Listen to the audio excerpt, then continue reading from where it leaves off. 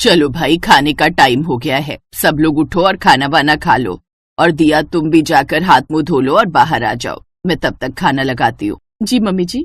और ये दीपक कहाँ चला गया? इसको तो जब देखो बस काम काम और काम। अभी थोड़ी देर पहले कमरे में आए तो थे। अच्छा? हाँ, अपने बैग से लैपटॉप निकाला और फिर बाहर चले गए। पक्का छत पर गया होगा, वहाँ अपना काम निपटा रहा होगा। बताओ, अपनी शादी की छुट्टी पर है और ये कलमुहे ऑफिस वाले बेचारे को छोड़ ही नहीं रहे। अरे आग लगे ऐसे ऑफिस को। मम्मी जी, अगर ऑफिस को आग लग गई तो फिर ये काम कहाँ करेंगे? ये भी सही है। ये ससुराल में दिया का पहला दिन था। कुछ देर बाद वो अपने पति दीपक के साथ खाना खाने बैठी। खाने में शाही पनीर और रुमाली रोटियां थी, जिन्हें देखकर दिया बहुत खुश हो गई। वाह मम्मी जी, ये रुमाली रोटियां आपने बनाई हैं? अरे नहीं बहू, ये तो शादी में आए हलवाई ने बनाई है। भैया मुझे नहीं आती ये रुमाली वुमाली। हाँ, थोड़ी मेहनत तो है, पर ये रुमाली रोटी लगती बहुत अच्छी है ना मम्मी जी?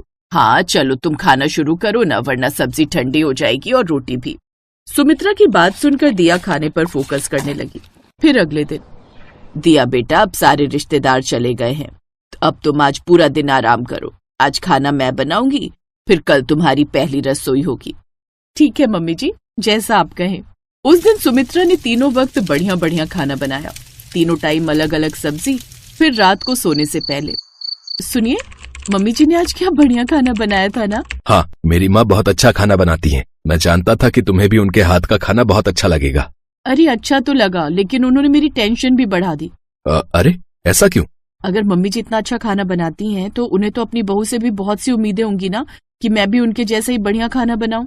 हाँ तो दिक्कत क्या है? तुम्हें खाना बनाना नहीं आता है क्या? ना, नहीं नहीं, ऐसी बात नहीं है, पर अगर मैं कल अच्छा खाना नहीं बना पाई तो मम्मी जी को कितना बुरा लगेगा।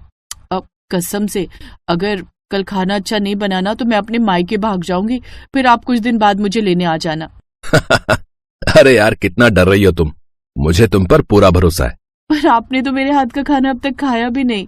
अब हाँ, वो तो है। तुम एक काम करो, फोन से वीडियो देखकर एक दो बढ़िया रेसिपी सीख लो और वही डिश कल बना लेना, ठीक है ना? हाँ, ये अच्छा आइडिया दिया आपने। दीपक अच्छा लड़का था, उसने दिया की परेशानी का बढ़िया उपाय दिया था।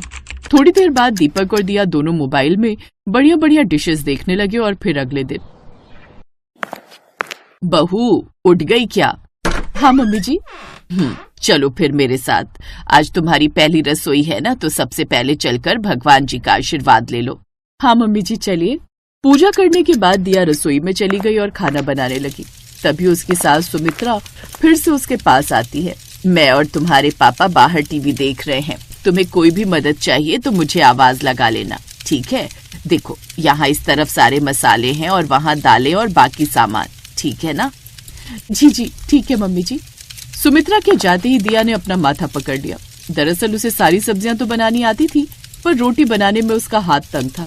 मायके में उसकी माँ उसे बार बार अच्छी रोटी बनाने को कहती थी, पर दिया को तो आटा गूंथने और रोटी बनाने में कभी इंटरेस्ट आया ही नहीं। आज तो मैं मर गई। हे भगवान, मेरी रक्षा करना। अगर मेरी रोटी जल गई या फिर कच्ची रह गई तो फिर तो मेरी शामत है आज। दिया को जिस बात का डर था वही हुआ। उससे कुछ रोटियां कच्ची बन गईं और कुछ ज्यादा सिक कर काली हो गईं। फिर थोड़ी देर बाद दिया अपने हाथ से बनी सब्जी रोटी लेकर बाहर आई। लीजिए मम्मी जी, बन गया खाना। हाँ हाँ, लाओ बहू, बड़ी देर से भूख लग रही थी। आज तो हम जो है अपनी नई बहू के हाथ का खाना खाएंगे भाई। दिया ने कांपते हाथों से सभी के लिए कटोरी में सब्जी निकाली और फिर, बहू रोटी भी तो लाओ। वो पापा जी, पहले सब्जी खाकर देखिए ना, मैंने बिल्कुल अलग स्टाइल में बनाई, आपको अच्छी लगेगी। फिर बाद में खाते हैं ना रोटी। हाँ, पर बिना रोटी के सब्जी कैसे खाएंगे बेटा? लाओ रोटियां दो। बेचारी दिया ने डरते डरते रोटियों का डिब्बा जैसे ही खोला तो उसकी सास सुमित्रा की भौएं चढ़ गई। ये क्या है दिया, ऐसी रोटी बनाती हो तुम? सॉरी मम्मी जी, वो मायके में सब्जी तो मैं ही बनाती थी, पर रोटियां हमेशा माँ ही बनाती थी तो। अरे तो यहाँ तुम्हारी माँ थोड़ी ना रोटियां बनाएगी। आप भरोसा रखिए मम्मी जी, मैं सीख लूंगी, जल्दी सीख लूंगी। अपनी सास से डांट खाकर दिया को बहुत बुरा लगा। फिर कुछ देर बाद, यार सब गुड़ गोबर हो गया। ओह, इतनी टेंशन मत लो, मम्मी पापा को तुम्हारी सब्जी बड़ी पसंद आई, चाट चाट कर खाई उन्होंने। हैं? सच में? पर ज्यादा खुश होने की भी जरूरत नहीं है। रोटियां थी तुम्हारी खाने लायक, तो सब्जी ही चाटेंगे ना। तुम ना जल्दी से अच्छी सी रोटियां बनाना सीख लो, वरना बड़ी मुश्किल हो जाएगी। मैं सीखूंगी, जरूर सीखूंगी। शुक्र है आज तो सारे घर वाले ही थे, कोई मेहमान नहीं था, नहीं तो आज तो सुपर बेइज्जती हो जाती मेरी। उस दिन के बाद से दिया पर अलग ही जुनून सवार हो गया। वो जी जान से रोटियां बनाना सीखने लगी। धीरे धीरे उसकी रोटियां फूली हुई और एकदम गोल बनने लगी। लेकिन दिया का जुनून यहीं पर नहीं थमा, बल्कि उसने सादी रोटियों से बढ़कर और भी कई तरह की रोटियों में हाथ आजमाना शुरू कर दिया। और फिर एक दिन, वाह बहू, आज तो रोटियां बड़ी मुलायम है, शाबाश। हाँ, और कितनी पतली भी है, एकदम कागज के जैसी। अपने सास ससुर के मुंह से अपनी तारीफ सुनकर दिया बहुत खुश थी और इस बात से उसका पति दीपक भी बहुत खुश हुआ। फिर अपने कमरे में जाकर, आज तो तुमने कमाल कर दिया भाई, मेरा नाम रोशन कर दिया तुमने, है ना? तो फिर मुझे कोई गिफ्ट दो। तो आज हम दोनों बाहर डिनर करने चलेंगे, ठीक है? फिर डिनर करने के लिए दीपक दिया को एक अच्छे होटल में ले गया। वहां दीपक और दिया बैठकर अपने ऑर्डर का वेट कर रहे थे। तभी दीपक की नजर वहां बैठे एक परिवार पर गई, जिसमें एक सास ससुर और उनके बेटा बहू थे। उन्हें देखकर दीपक थोड़ा असहज हो गया और फिर, क्या हुआ, आप इन्हें जानते हैं क्या? हाँ, ये मेरे सगे ताऊजी और उनका परिवार है। क्या? अरे आपने पहले कभी बताया नहीं। वो बहुत पहले से हम दोनों परिवारों में बात नहीं होती है, किसी बात को लेकर कहा सुनी हो गई थी ना, इसलिए। अरे कुछ भी हो, पर हैं तो आपके बड़े पापा ना। रुको मैं अभी आती हूँ। इतना कहकर दिया झट से उठी और जाकर अपने ताऊ ससुर और ताई सास के पैर छुए। अरे बेटा, कौन हो तुम? नमस्ते बड़े पापा जी, मैं आपकी बहू हूँ, दीपक जी की पत्नी। मेरा नाम दिया है। ये सुनकर हरदेव ने पीछे बैठे दीपक को देखा। दीपक ने भी उन्हें देखकर इशारों में नमस्ते की। अच्छा, तुम दीपक की पत्नी हो? हाँ, मुझे पता चला था कि दीपक की शादी हो गई है। आपको पता था तो फिर आप आए क्यों नहीं? दिया के इस सवाल का जवाब न हरदेव के पास था और न ही दीपक के पास। हकीकत तो ये थी कि दीपक के घर वालों ने हरदेव के परिवार को शादी में बुलाया ही नहीं था। जब तक हरदेव दिया के इस सवाल का जवाब देता, तभी हरदेव का ऑर्डर आ गया। उसने शाही पनीर और रुमाली रोटियां ऑर्डर की थी। अरे वाह बड़े पापा जी, आपको भी रुमाली रोटियां पसंद है क्या? हाँ बेटा, मुझे बहुत अच्छी लगती हैं। तो फिर डन रहा, कल आप सब घर आइए, मैं आपको टेस्टी खाना खिलाऊंगी और साथ में बढ़िया रुमाली रोटियां भी। और हाँ, मेरे लिए कोई अच्छा सा गिफ्ट लेकर जरूर आइएगा। दिया ये बोलकर दीपक के पास आकर बैठ गई। दीपक ने दिया की सारी बातें सुन ली थी, मगर वो उससे कुछ नहीं कह पाया। उधर हरदेव दिया की मासूमियत देखकर मुस्कुरा दिया। अगले दिन सुखदेव के घर की डोरबेल बजी। भाई साहब, आप? सुमित्रा, अरे देखो भाई साहब आए हैं। कई साल बाद अपने बड़े भाई को देखकर सुखदेव की आंखों से खुशी के आंसू निकल पड़े। उधर सुमित्रा भी आंखों में आंसू लिए खड़ी थी और फिर थोड़ी देर बाद खाने की टेबल पर,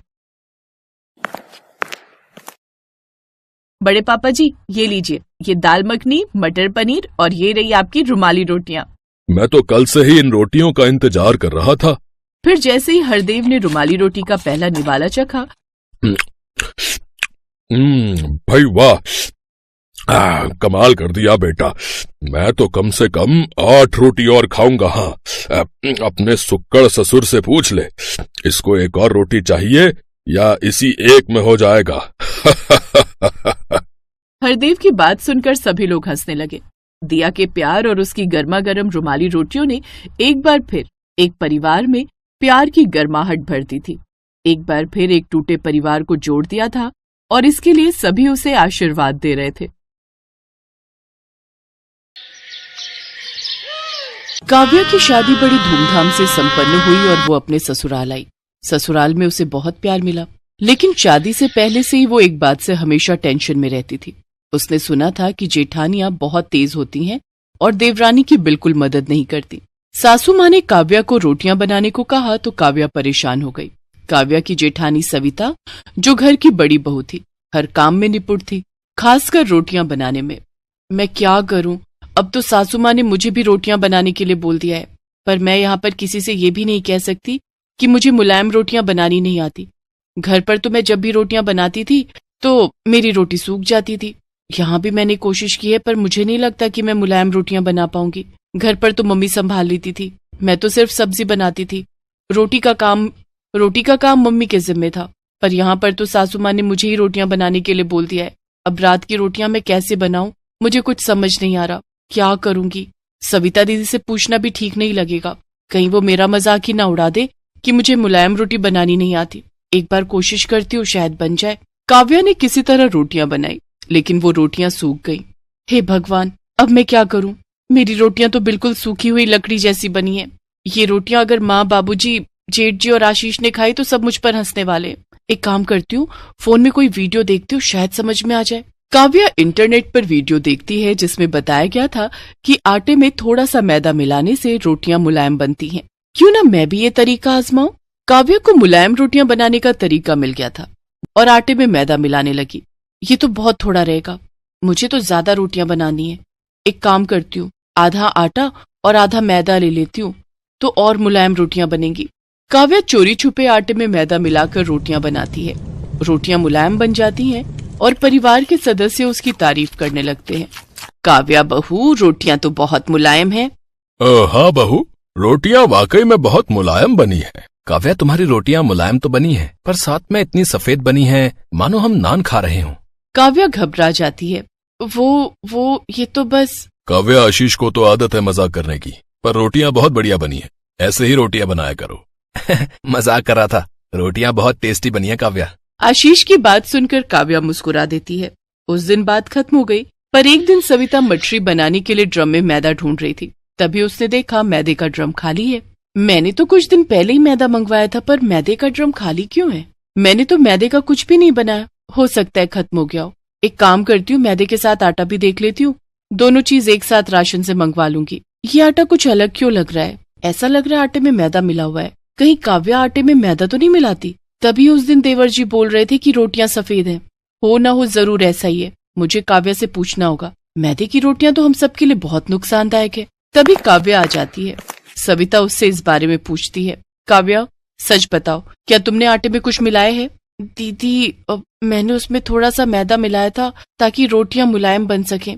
पर क्यों काव्या, तुमने मैदे की रोटियां क्यों बनाई? ज्यादा मैदा खाने से स्वास्थ्य पर भी बुरा असर पड़ सकता है। मुझे माफ कर दीजिए दीदी, मुझे नहीं पता था कि इससे स्वास्थ्य पर असर पड़ेगा। वो दीदी, जब भी मैं रोटियां बनाती हूँ रोटियां सूख जाती हैं। मैंने इंटरनेट पर देखा था कि मैदे की रोटियां मुलायम बनती हैं। अरे ऐसा कुछ नहीं है, गेहूं के आटे की बनी रोटियां भी मुलायम होती हैं। बस सही तरीके से आटा गूंथना आना चाहिए। अगर तुम्हें गेहूं के आटे की मुलायम रोटी बनानी नहीं आती थी तो मेरे से पूछ लेती, मैं तुम्हें सिखा देती। दीदी, वो मैंने तो सुना था कि जेठानियां बहुत गुस्से वाली होती हैं। सॉरी दीदी, वो मैं थोड़ा घबरा गई थी। काव्या, ये सब किस्से कहानियों में होता है कि देवरानी जेठानी लड़ाई करते हैं। सच तो ये है कि मैं तुम्हें अपनी छोटी बहन की तरह मानती हूँ। मुझसे एक बार पूछती तो सही। चलो, मैं तुम्हें सही तरीके से रोटियां बनानी सिखाती हूँ। थैंक यू भाभी। अरे इसमें थैंक यू की क्या बात है? तुम मेरी अपनी छोटी बहन की तरह हो। देखो, आटे को अच्छे से गूंथो और पानी को धीरे धीरे मिलाओ। ऐसे रोटियां मुलायम और स्वादिष्ट बनेंगी। सविता काव्या को सही तरीके से आटा गूंथ कर रोटियां बनाना सिखाती है। कुछ दिनों बाद काव्या भी सविता की तरह मुलायम रोटियां बनाना सीख जाती है। परिवार में किसी को भी इस बारे में कुछ पता नहीं चलता कि उन्होंने मैदे की रोटियां खाई थी। इससे परिवार में खुशी और प्रेम भी बना रहा। साथ ही सविता और काव्या दोनों देवरानी जेठानी का रिश्ता और भी मजबूत हो गया और दोनों ने मिलकर परिवार को खुशहाल बनाए रखा।